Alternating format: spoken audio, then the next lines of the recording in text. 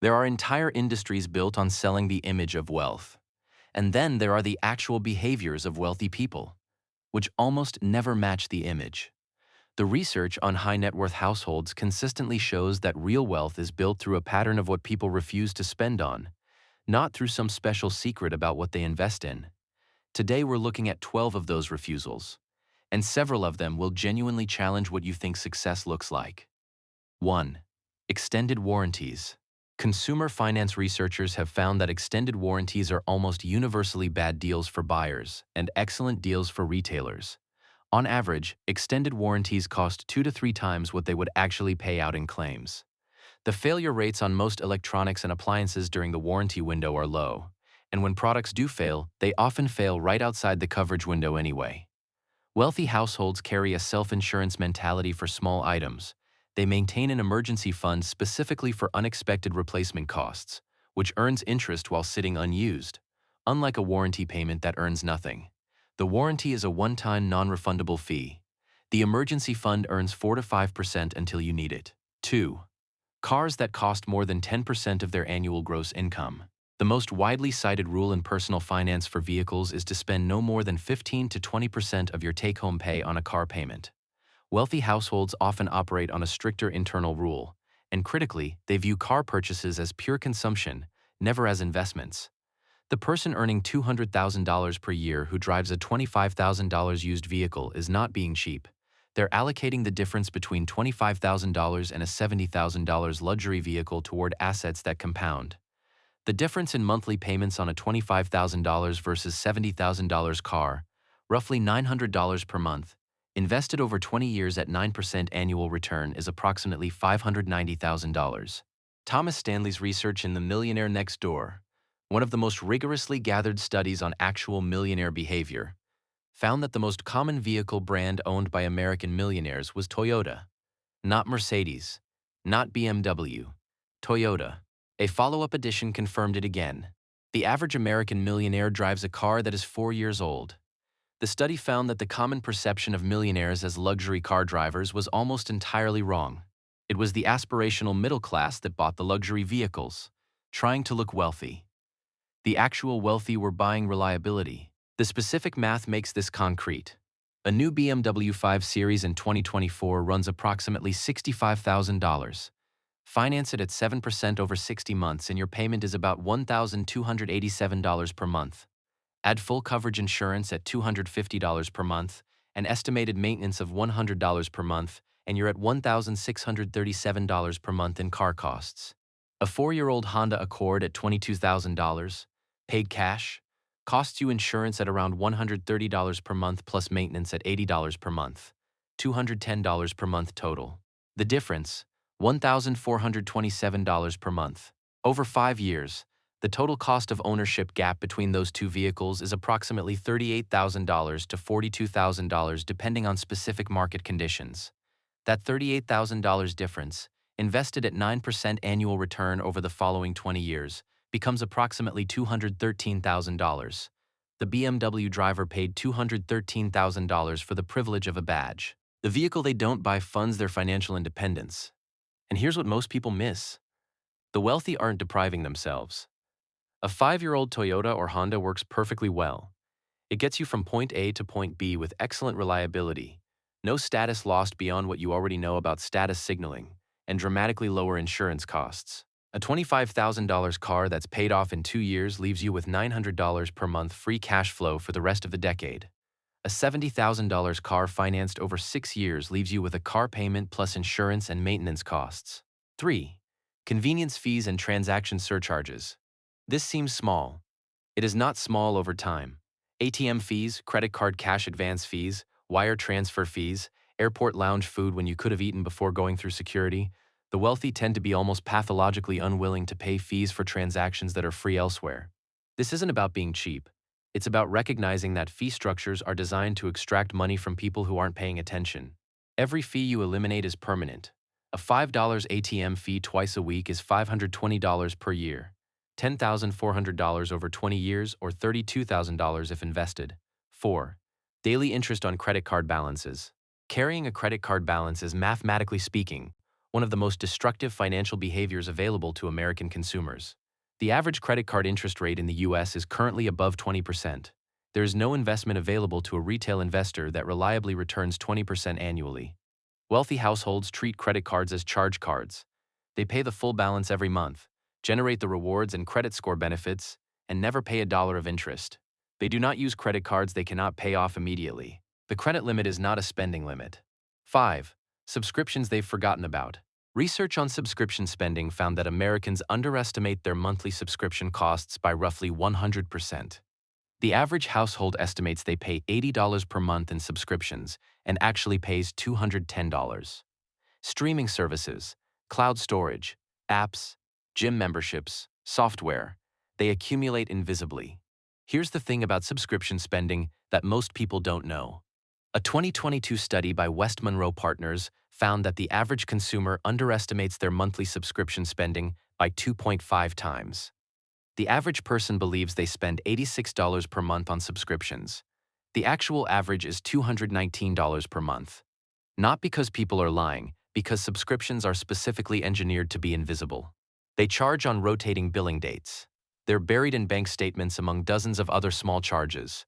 The easy cancellation process typically requires 3 clicks, a confirmation email, and a retention offer, all designed to create friction between you and the cancel button. And the industry has grown exactly as you'd expect from a product designed that way. Subscription spending in the US has grown 435% since 2012 as the economy systematically shifted to recurring revenue models. SaaS software replaced one-time purchase software. Streaming replaced disc purchases. Subscription boxes replaced one-time gift purchases. Each shift moved revenue from a single transaction the customer consciously chose into a recurring charge the customer mostly forgot about. The business model depends entirely on that forgetting. Wealthy households audit subscriptions twice a year. Not because $15 per month on a streaming service destroys your finances, but because the habit of letting unused charges accumulate reflects a broader lack of attention to outflows. The habit of scrutiny matters as much as any individual subscription. Most high-net-worth individuals have a standing calendar reminder for this, literally scheduled on their calendar like a bill payment, because they've seen too many people waste money on subscriptions they forgot existed. 8 streaming services at $12 to $20 each. 3 cloud backup services, 5 apps you tried once. That's $180 to $250 per month or $2,200 to $3,000 annually. Over a decade, that's $22,000 to $30,000 in forgotten charges. 6. Things they haven't researched. High-income, high-net-worth households are disproportionately likely to research significant purchases before making them. Prices, alternatives, quality comparisons, reviews. They are less likely to buy on impulse or urgency. The marketing industry has a term for this: premiumization of urgency. Flash sales, countdown timers, only 2 left notifications. These are designed to bypass research and activate purchasing impulses. Wealthy households have a mental rule that resists time pressure on spending decisions. If you can't buy it at your leisure, you probably don't need it. 7. Lottery tickets and gambling beyond small amounts. The lottery is a regressive tax. It's purchased disproportionately by lower-income households with statistically zero expected value. High-net-worth households buy lottery tickets at dramatically lower rates than the general population. This isn't purely rational. Small amounts of gambling for entertainment can have positive utility. But the systematic lottery habit, $20 a week, year after year, is $1,040 per year at zero return, or $65,000 over 30 years at 7% invested return. 8. Financial advice they pay for without vetting. Wealthy households are significantly more likely to ask about fee structures, fiduciary responsibilities, and track records before paying for financial advice. They are less likely to hire commission-based advisors who earn money from the products they sell. The average American pays significantly more in investment fees than they realize. A 1% annual management fee on a $500,000 portfolio over 20 years costs approximately $160,000 in foregone returns. Fee awareness is not paranoia. It's basic financial hygiene. 9. Things bought on credit that don't appreciate. Vacations, clothing, electronics, dining. Credit-financed consumption that depreciates or disappears immediately is the fastest path to staying financially stuck. High-net-worth households pay cash for consumables and save or invest the money they would have spent on interest. 10. Keeping up with other people's spending. Research on happiness and spending finds that social comparison spending, buying things to match or exceed your peers, generates almost no lasting satisfaction and imposes real financial costs. Wealthy households are statistically less likely to make spending decisions based on what others own. This is harder than it sounds. Social media exists entirely to show you curated highlight reels of other people's consumption. The research shows that heavy social media use correlates with lower savings rates, particularly among households earning $75,000 to $150,000 per year, precisely the income range where spending to signal status feels most urgent and most damaging. A person making $120,000 per year who sees their peers' vacation photos every week and feels compelled to take equally expensive vacations will burn through wealth-building opportunities. The person making $5 million per year can genuinely afford the expensive vacation without it impacting net worth growth, which is exactly why they're less motivated by the status comparison game.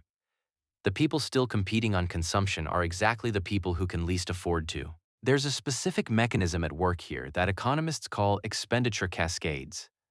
The research on this comes from Robert Frank at Cornell, who spent years studying how visible consumption spending propagates through income levels. His finding, every $10,000 increase in what the top income quintile spends on visible goods, cars, homes, clothing, vacations, triggers approximately $3,000 to $5,000 in additional spending by the next quintile down, who are trying to signal comparable status.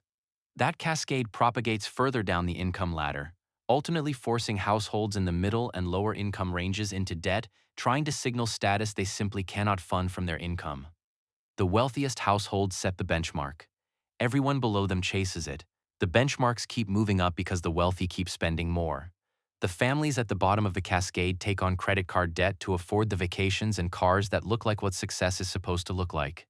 The cascade runs entirely on comparison. Opting out of the comparison is the single most powerful thing you can do for your long-term financial position, and the wealthy figured that out first. 11. Full price anything that goes on sale predictably. Automobiles in October and November, electronics in late November, furniture in February and August, winter clothing in January. These aren't secrets, they're documented retail pricing cycles. High net worth households plan large purchases around known sale windows, not around the feeling of wanting something right now. The discipline of patience on timing large purchases can generate 20 to 40% savings with zero sacrifice in what you actually get. 12. Guilt spending after financial stress. This one is psychological and rarely discussed. After a period of financial restriction, dieting from spending, people often experience a release phase where they spend more than usual as emotional compensation.